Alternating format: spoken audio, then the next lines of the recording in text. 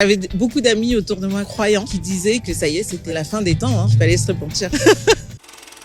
Il ne reste plus que 37 secondes, c'est-à-dire que dans 35 secondes maintenant, nous allons basculer dans l'an 2000. Déjà, il y avait la peur de l'an 2000 par rapport au programme informatique, parce que les années, elles étaient enregistrées sur 2 chiffres. Les gens, ils pensaient même pas qu'on allait passer l'an 2000, j'ai l'impression. On en avait fait toute une histoire pour le passage à l'an 2000. Je me rappelle, Paco Rabanne avait dit qu'on allait mourir. C'est un peu comme un anniversaire. Par exemple, quand j'ai eu mes 60 ans, enfin 69 ans et que je suis passée dans les 70, ça fait quelque chose. C'est excellent d'entendre ça, en vrai. Je me souviens juste que j'étais avec mes parents à ce moment-là, mais pas grand-chose. J'avais beaucoup d'amis autour de moi croyants qui disaient que ça y est, c'était la fin des temps, il fallait se repentir.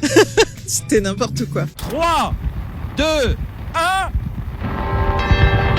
J'aurais bien aimé être né en 99 juste pour pouvoir dire, tu vois, j'étais en 1900, j'étais là. En fait, l'histoire de la France, elle a été fondée, on va dire, sur le XXe siècle. Du coup, le XXIe siècle, c'est un renouveau un peu pour la France. Je pense qu'aujourd'hui, on est plus anxieux que ce qu'il y avait en l'an 2000, je pense, notamment d'un point de vue écologique. Je pense qu'on a quand même plus peur de ça aujourd'hui que l'an 2000. Ouais, je pense après toutes les avancées technologiques qu'il y a pu avoir depuis, quoi. Les 70 ans d'Europe 1. Revivez en podcast les meilleurs moments historiques.